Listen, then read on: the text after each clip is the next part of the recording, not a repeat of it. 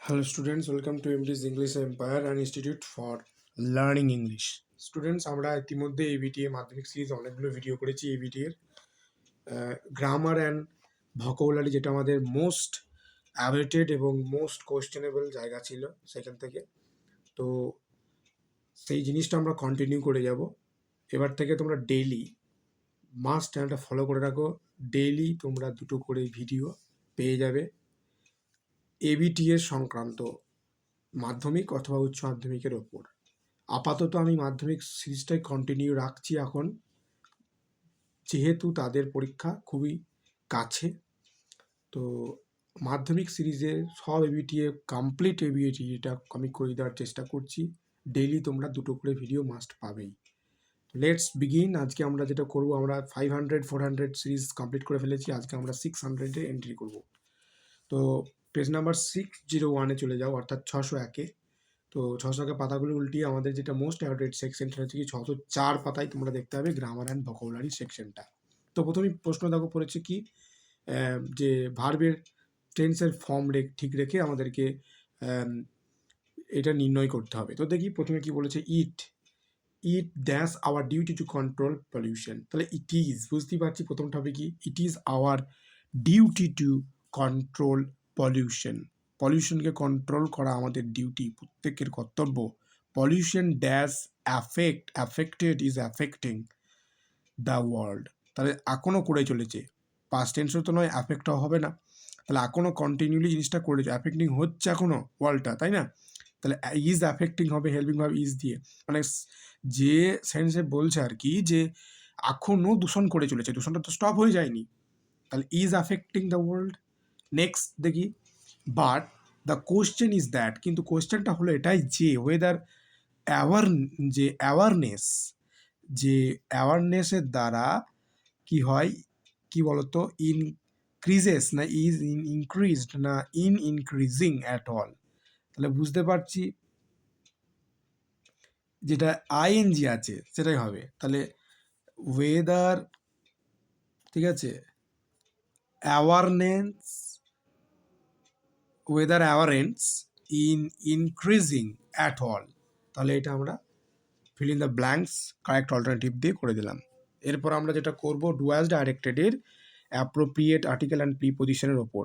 যেমন দেখো প্রথম প্রশ্ন দিয়েছে যে we are all aware dash the fact that the world is passing through very, যে তোমার ক্রিটিক্যাল হতো, হ্যাঁ এটা ভুল বানান করেছে, critical phase. People have lost their mental peace, তাই তো, but they are eager to restore it at any cost. তাহলে উই আর অল অ্যাওয়ার, তাই তো, অ্যাওয়ার অফ, তাহলে we are all aware of, এটা fixed preposition, that fact that the world in passing through very critical phase, people have lost their mental peace but they are eager to restore it। এখানেও fixed হবে at any cost, কিন্তু একটা জায়গায় বাদ যাচ্ছে আমাদের, যেটা আমরা বুঝতে পারছি যে যে দাঁড়াও কোথায় বলছি, দাঁড়াও, থ্রু আ ভেরি, হ্যাঁ থ্রুর পর এখানে একটা ড্যাশ হতো আর কি, এটা ভুল লেগেছে, থ্রু আ ভেরি হতো। বেশ, তাহলে প্রথমটা অফ এলো, তারপর through a very critical phase second, আর তারপর যেটা বুঝতে পারছি যে ফিক্সড প্রিপোজিশন অ্যাট। হ্যাঁ, তারপর আমরা এই বি সেকশনটা আমরা বোর্ড ওয়ার্ক করে দেবো অ্যাজ ইউজুয়াল। তারপর আমরা যেটা দেখবো সেটা হচ্ছে ফেজাল ভাব। তো প্রথম ফেজাল ভাবটা কি বলেছে,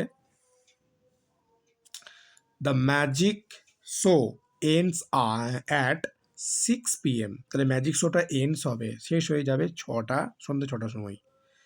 তাহলে দেখি এখানে কী কী দেওয়া আছে, breakup, set in, give up, come by, তাই তো। তাহলে বুঝতে পারছি যে ব্রেকস আপ হয়ে যাবে। তাহলে কেন হলো স্যার ব্রেকস আপ?